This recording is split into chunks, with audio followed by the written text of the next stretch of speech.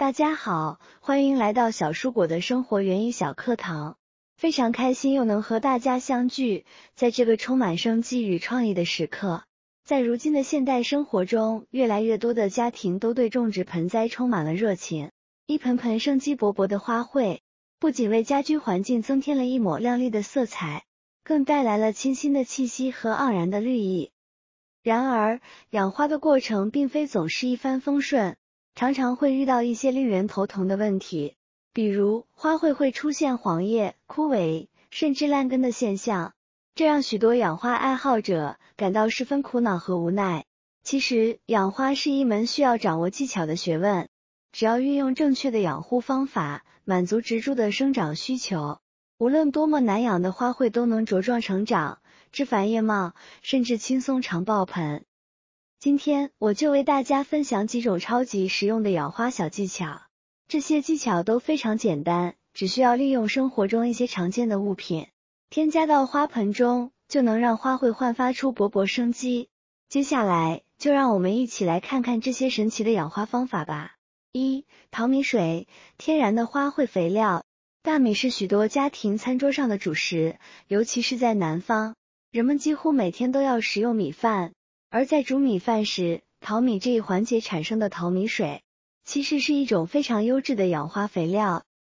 淘米水之所以能够用来养花，是因为它是大米洗涤后的产物，其中含有丰富的钾元素、营养物质以及维生素，这些成分对于花卉的生长有着显著的促进作用，能够使花卉的叶片变得油绿且富有光泽。此外，淘米水呈偏酸性，对于大多数植物来说，它可以调节土壤的酸碱度，营造更适宜花卉生长的土壤环境。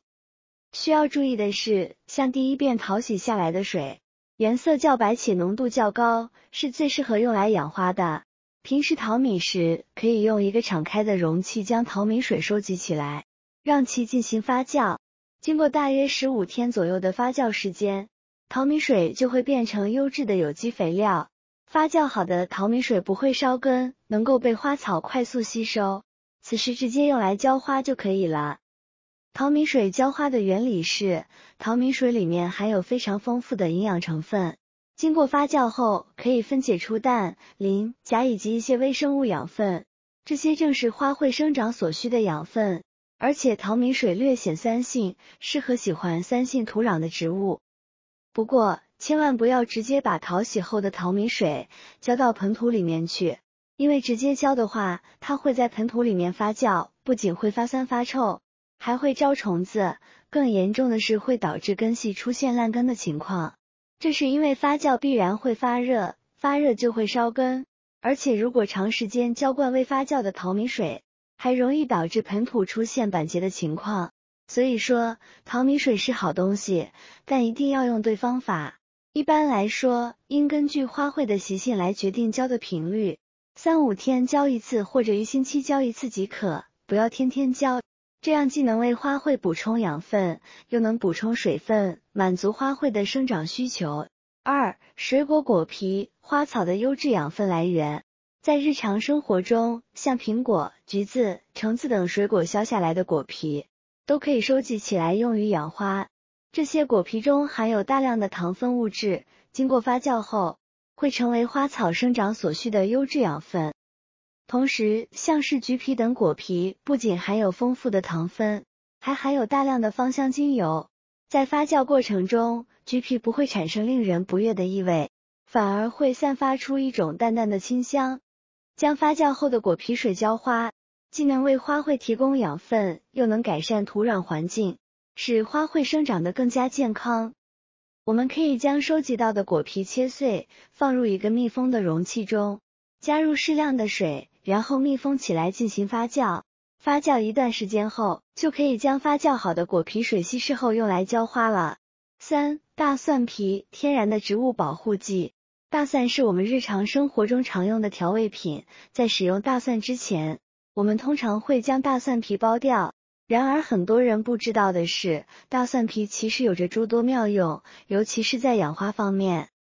大蒜皮中含有一种叫硫化物的化合物，这种化合物具有驱虫和杀菌的作用，是一种天然的植物保护剂。我们可以将大蒜皮放在花卉的根茎处，或者直接与土壤搅拌混合使用，这样不仅可以保护植物免受害虫侵害，还能为花卉提供养分。此外，大蒜皮中还含有丰富的钾元素和磷元素，这两种元素正是花草生长所必需的养分。将蒜皮放在盆栽的土壤上，能够使花草长得更加茂盛。同时，大蒜皮的气味是蚊虫所不喜欢的，因此还能起到预防花草生虫和驱赶蚊虫的作用。如果将蒜皮与土壤混合在一起，还能改善土壤结构，防止土壤板结，为花卉创造一个良好的生长环境。4. 小苏打，安全环保的花卉驱虫剂。小苏打在我们的日常生活中也很常见，它不仅可以用于烹饪，还可以作为花卉的驱虫剂。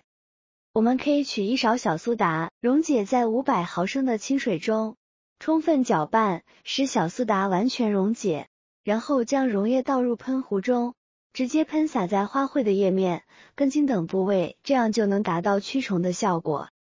小苏打驱虫的原理是它呈碱性，而蚊子受到甜味和香味的吸引，会飞到植物上产卵。当蚊卵接触到碱性的小苏打溶液时，其蛋白质会被分解，从而导致蚊卵死亡，进而消灭虫子，防止蚜虫等害虫对花卉的侵害。使用小苏打驱虫的好处是，它比一些传统的杀虫剂和杀菌剂更加安全环保，不会对花卉造成任何伤害，也不会在叶片上留下难看的斑点。相反，适量使用小苏打还能使花卉长得更加旺盛。5. 食用废油，花卉的营养助力。家里的食用废油也可以用来养花，我们可以将1块纸巾搓成长条，蘸取食用废油后，直接滴几滴在植物的根部土壤里，注意滴的量不宜过多，几滴即可。很多朋友可能会感到费解，其实原理非常简单。废油里面含有大量的碳、磷、钾元素，这些成分能被植物和花草很好的吸收，花草吸收了充足的营养，自然会长得越来越旺盛，枝繁叶茂，花朵不断。这样一来，我们既做到了废物利用，又节约了买化肥的钱。